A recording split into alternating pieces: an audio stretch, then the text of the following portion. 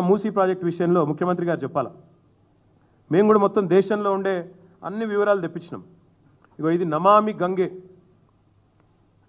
గంగే యొక్క ఇగో DPR project వివరాలు మొత్తం అసలు దాని మొత్తం ప్రాజెక్ట్ యొక్క పూర్వాపరాలు ఏంది దాని కథ అనేది నేను కూడా అవుట్ ఆఫ్ క్యూరియాసిటీ తెప్పించిన. ఏంది అసలు నమామి గంగే ఏంది?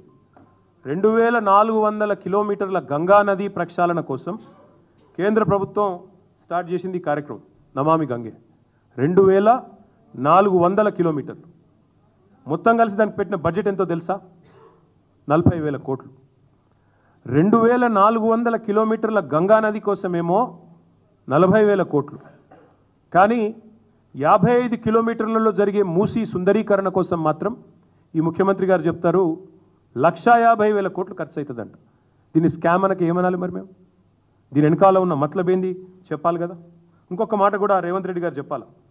అనుమతులు ఇచ్చిన ఇండ్లను కూల్చడం అంటే ఇది ప్రభుత్వానికి తన వ్యవస్థ మీద, తన యంత్రాంగం మీద, తన పరిపాలన మీద తనకే పట్టులేని తనానికి నిదర్శనం కాదని నేను అడుగుతా ఉన్నా. ఇంకొక మాట కూడా నేను రేవంత్ రెడ్డి గారిని అడుగుతా ఉన్నా.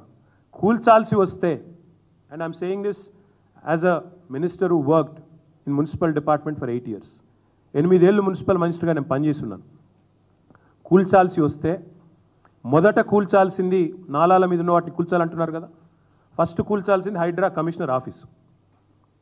బుద్ధ భవన్ ఏదైతే ఎక్కడైతే హైడ్రా కమిషనర్ కూర్చున్నాడో అదే FTL మీద ఉంది. అసలు FTL అంటారు సార్, నాలా మీద ఉంది.